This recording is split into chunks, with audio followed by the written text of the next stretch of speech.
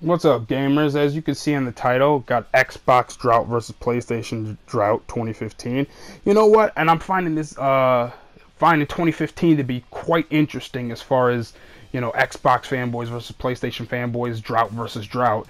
Um, and how PS4 will be sparse. For instance, PS4 will be sparse for the rest of the year. Xbox was pretty much sparse for the first half of the year, although there wasn't an Xbox exec that said the word.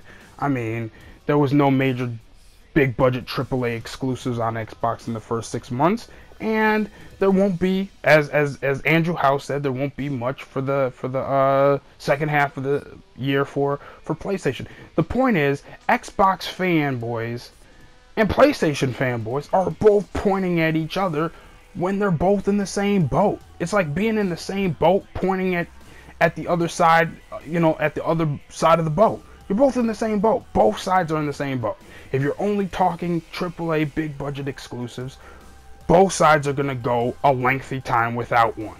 It's just that the Xbox One is pretty much nearing the tail end of the drought, whereas PS4 is, getting into the beginning, middle ish of their drought. Okay? And the way the Xbox fanboys got through it was by, the things they were playing. The way the Xbox fans got through it, Xbox fans and fanboys got through it, were by playing 2014 big budget AAA exclusives, 2015 multiplats, 2015 indies, and 2015 free to plays. We're talking, Master Chief Collection, Sunset Overdrive. As far as 2014 big budget AAA exclusives, also been playing multiplats of 2015, like The Witcher 3, which you're watching now. Although this Witcher 3 is on PS4, they obviously have Witcher 3 too. So, and Evolve, Battlefield Hardline, Batman's coming up in a week. So, and then, as far as smaller, I'd say indie style games. I shouldn't say indies, even though I use the word indies. I'm also saying indies and smaller budget games, because we know, like, for instance, Ori is a perfect example of a smaller budget game that technically isn't an indie because Microsoft published it. So that's not an indie, but it is a smaller budget game. And from what I'm hearing, the game is great. The game is great, and it sinks a lot of hours into it. PS4 fans have got games like dang, I can't even think of the game. I'm in the beta and I still can't think of the game, where you drive a car and it's like soccer with cars. I can't remember what the name of it is, but PlayStation has that type of game, which is very similar to iDarb. It's not 8-bit. It doesn't have as much as far as changeability and stuff like that, from what I know, from what I played, I should say, or what I know. But that could be fun, just like iDarb was. Okay? And my point is, the Xbox fanboys who are claiming that PlayStation fans are going to be crying themselves to sleep and they have to feel so bad for the rest of the year, would have to admit that those very same Xbox fanboys were crying themselves to sleep the first half of the year, feeling bad the first half of the year. The problem is, nobody will admit during their drought that it was horrible, but want to suggest that the other side is dealing with the other side is horrible or whatever. No, listen, Xbox fans, Xbox fanboys, you have had stuff to play for the first half of the year. Multiplats can still be fun. Free-to-plays can still be fun. Small budget / indie games can still be fun. This idea that somehow, unless it's a big budget AAA exclusive that sells a lot of units, because let's face it, Bloodborne to me was fun as hell. The first time I played a Souls game, fun as hell, died a lot of times, challenging, but that's what made it fun. And the idea that somehow it's quote unquote a niche game did not take away from the fun that I had playing it. Same thing should be true for Sunset Overdrive, which technically sold less than Bloodborne.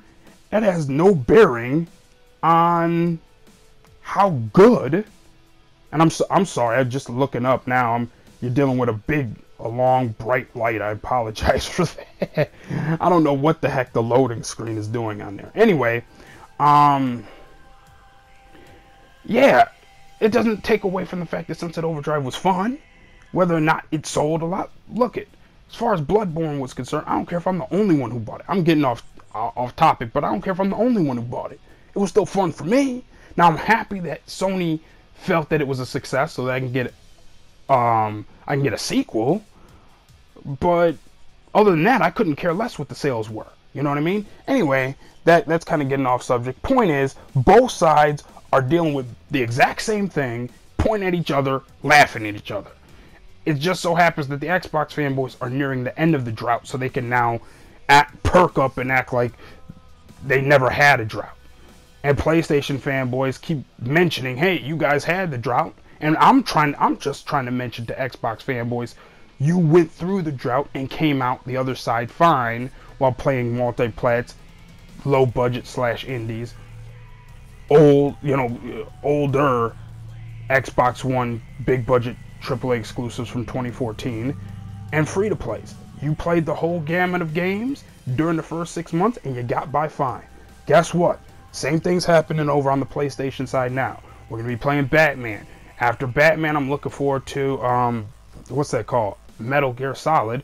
We'll see if Fallout comes out this year. If it does, I'm definitely picking that up. But if not, I'm still picking up NBA. I'm still picking up, with that new Spike Lee joint. You know what I mean? I'm definitely interested in Spike Lee joint to see how the story, because to me, he writes good stories. And I'll give you I'll probably be doing a review on that, on the story mode of NBA 2K16 with the Spike Lee. But there's plenty to play without Fallout. But if Fallout comes, there's even more to play. And so, neither side has lacked for games. It's just this console exclusive BS. In the AAA exclusive BS in this console war that each side has tried to make the other feel as though multiplats aren't worth playing. And so, you know what I mean? Keep your chin up, everybody. Xbox fans, you haven't had anything to worry about over the last 6 months. You've been playing games. PS4 fans, you're going to be playing games. And I don't know, I just find it ridiculous. It's like looking in the mirror and pointing at the mirror saying you're stupid. Both sides are on the same deal. Anyway, tell me what your thoughts are. Rate, comment, subscribe down below, but definitely comment. No matter what else you do, comment, get your thoughts out there, put your thoughts on wax. I'm going to try to get back to as many people as possible. Alright, peace.